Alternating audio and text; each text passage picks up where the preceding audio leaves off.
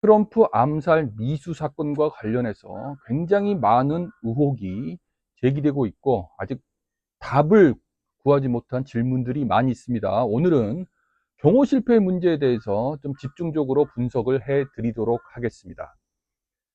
트럼프 진영에서 특수 경호를 담당하는 미국 DEI에 지금 인력이 더 필요하고 자원이 더 필요하니까 증언을 해달라, 증대를 해달라라고 요청을 거듭했는데 DEI가 이를 묵살했다라고 트럼프 진영에서 주장을 했습니다. 이에 따라서 DEI가 언론 성명을 발표해 가지고 자기들은 요청을 받아서 사람도 더 보내주고 장비도 더 보내줬다라고 주장을 했습니다. 그러면 어느 한쪽이 거짓말을 하고 있다라는 얘기인데 과연 어느 쪽이 진실을 말하고 어느 쪽이 거짓말을 하고 있는지 오늘 한번 영상에서 말씀을 드리도록 하겠습니다. 자, 2024년 이번 유세뿐만 아니라 4년 전 2020년 유세 때 똑같은 장소에서 유세를 관람했던 트럼프 지지자가 언론 인터뷰에서 이런 말을 합니다. 4년 전에 내가 여기 왔을 때 곳곳에 경호원들이 배치가 돼 있어서 정말로 안전하다라고 감탄을 했는데 이번에 자기 딸과 함께 유세장에 와보니 너무 경비가 허술해서 깜짝 놀랐다라고 증언을 했습니다. 이 말은 인력이 충분하게 지역을 커버하지 못했다는 이야기죠. 그 증거로 트럼프가 유세했던 장소는 인구가 뭐 한 10,000명 정도밖에 안 되는 소도시, 시골이었습니다. 그래서 주변에 건물들이 별로 없었어요. 트럼프 연단이 있고 바로 그 뒤에 건물이 하나 있었습니다. 그 지붕 위에 저격수가 두세 명 배치되어 있었고 트럼프 방향에서 오른쪽으로 건물들이 몇 개가 있었는데 거기에 뭐 체육관 같은 게 있었다고 합니다. 거리가 한 130m 정도 떨어져 있었는데 그곳에 아무도 배치가 되어 있지 않고 관리 감시도 되어 있지 않았다는 겁니다. 범인은 거기에 무려 큰 사다리를 들고 가서 장총을 어깨에다 짊어지고 클라임 기어 올라가서 거기서 누웠어. 조준하기까지 7분여가 걸렸다고 하는데 경호팀, 경찰들은 아무도 이거를 발견하지 못하고 저지도 하지 못했던 것입니다. 뭐 막판에 저지했다라는 말도 있는데 실패했다라고 뭐 알려지고 있습니다.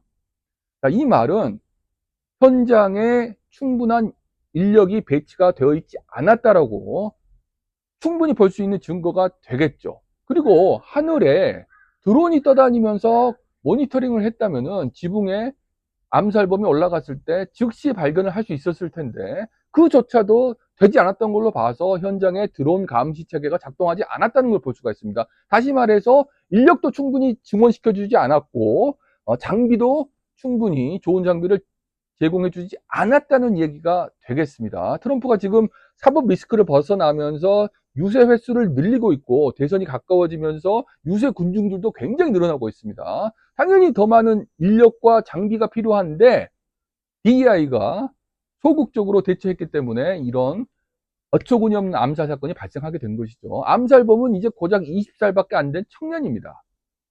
어떻게 그 청년이 사다리와 장총을 들고 건물을 지붕까지 올라갈 수 있도록 내버려 둘 수가 있단 말입니까? 심지어는 주변의 사람들이 발견을 하고 경찰한테 알려줬는데도 늑장 대응을 해가지고 저지를 못했던 거예요. 여기에 대해서는 나중에 또 다른 영상에서 말씀을 드리도록 하겠습니다.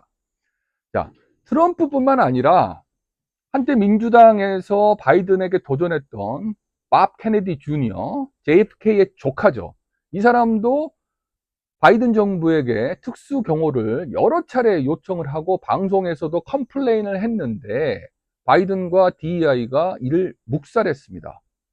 자기 아버지도 총에 맞아서 죽었고 자기 삼촌 대통령도 총에 맞아서 죽었고 이 밥 케네디 주니어도 뭐 여러 가지로 논란이 많은 인물이기 때문에 암살 위험이 굉장히 큰 사람인데 바이든 정부는 지금까지도 모르쇠로 일관하고 있습니다.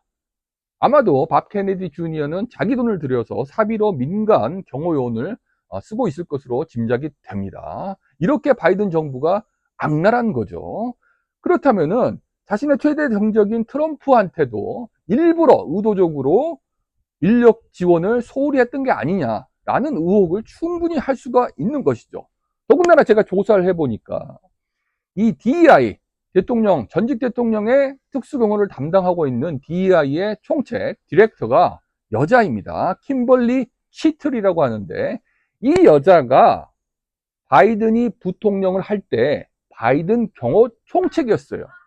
한마디로 말해서 바이든의 측근이었던 것이죠. 이 측근이 바이든이 대통령이 되면서 영전에서 디렉터가 된 건데, 바이든의 신복이 바이든의 정적인 트럼프의 경호에 얼마나 적극적이었을지 의심이 가지 않을 수가 없는 것이죠.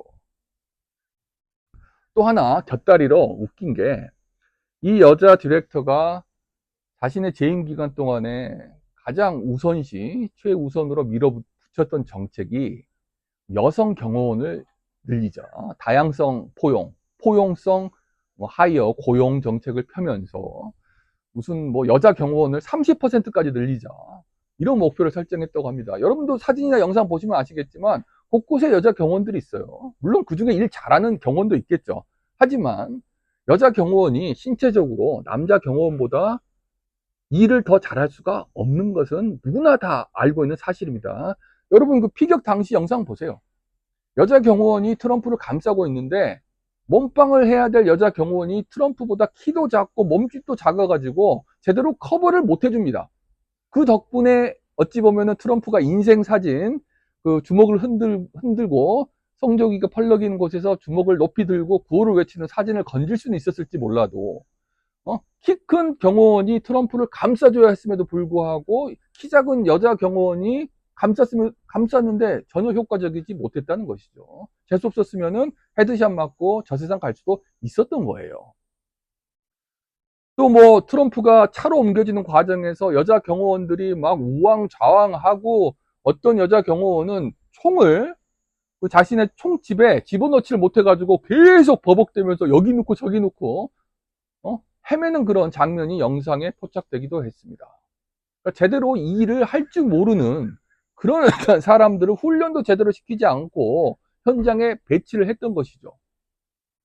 뭐 우연인지 그냥 무능력인지 그 부분은 잘 모르겠습니다만, 한번 여러분 상식적으로 생각을 해보세요. 물론 여성들도 일 잘하고 능력 있는 사람들 많죠.